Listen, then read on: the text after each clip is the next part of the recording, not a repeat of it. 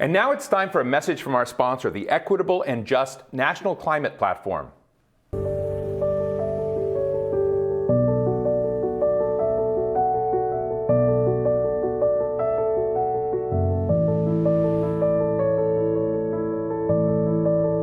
We have so many communities that haven't taken part in the gains we've made in air quality and water quality. And now these same communities are at the very front lines of climate change. We're dealing with elementary school children who have been exposed to lead and arsenic.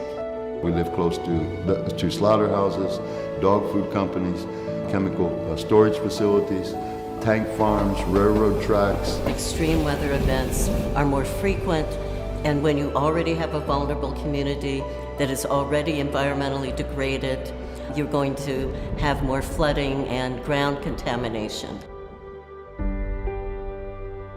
This is a historic moment. You have a collection of leaders from national environmental organizations, the directors of environmental justice organizations, signing an agreement that commits all of our institutions to work together on a set of policy solutions that puts economic, racial, and social justice at the core of what we're advocating for. It strengthens our ability to pass the kind of climate change and environmental legislation that we all need. In behalf of our children, our youth, the responsibility that we have to each other, and how the decisions that environmental groups are making, how those decisions really impact on the health, safety, and well-being of many of our communities. It's important for the national environmental movement to work much more closely with communities of color to make sure we get the change we need that fights the climate crisis and brings economic and environmental justice to the communities. We have made a commitment beyond our differences, beyond the scars that we as environmental justice people have on our bodies, minds, and spirits, to be able to recognize that we are all human beings and we are responsible for Mother Earth together. I proudly commit to the Equitable and Just National Climate Platform and look forward to all of the real work we'll have to do to make this dream come true.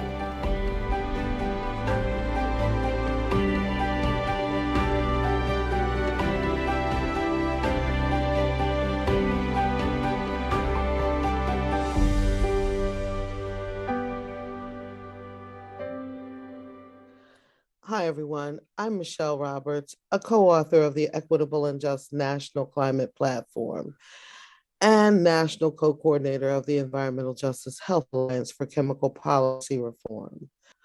I'm joined by other authors of the platform who are working across communities with leaders on the Hill to improve lives and livelihoods by encouraging equitable and just climate investment. We have the Honorable Harold Mitchell Jr., Executive Director of Regenesis Project, former state representative at the South Carolina House of Representatives, and Richard Moore, co-coordinator of Los Jardines Institute, as well as one of the founding members of the environmental justice movement. We'll start with you, Harold. Why is it important that we elevate environmental and climate justice right now? Well, thank you, Michelle. In the Black and brown low-income communities where I have worked for decades in South Carolina and beyond, there's never been the luxury of focusing on one thing at a time. Everything is an emergency. People are dying from rare cancers linked to the toxic soup of chemicals in our water and air. Our health issues, including COVID-19, are compounded by the lack of access to decent and affordable medical care.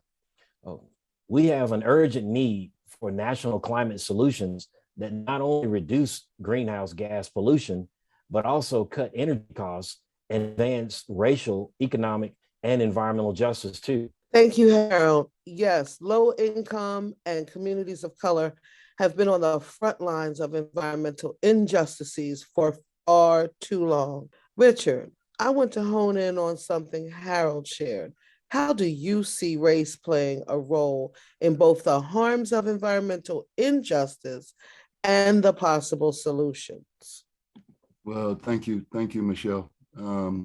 I think kind of moving along, and if we look at the question of racism, as many of our elders, our community members, and many academics have written, that making that distinction between what affluent communities have versus what non-affluent communities don't have, including well-funding schools and reliable infrastructure, this undermines these communities' ability to participate equally in the economy and live safe, healthy,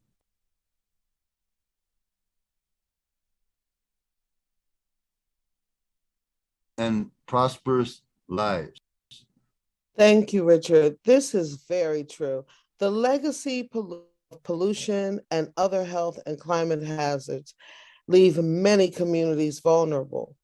But I'm always inspired by our communities on the ground taking action. Between the recent infrastructure bill, the Build Back Better agenda, the Justice 40 initiative, and companies and philanthropies looking at how to invest in environmental justice, what should we be now paying attention to?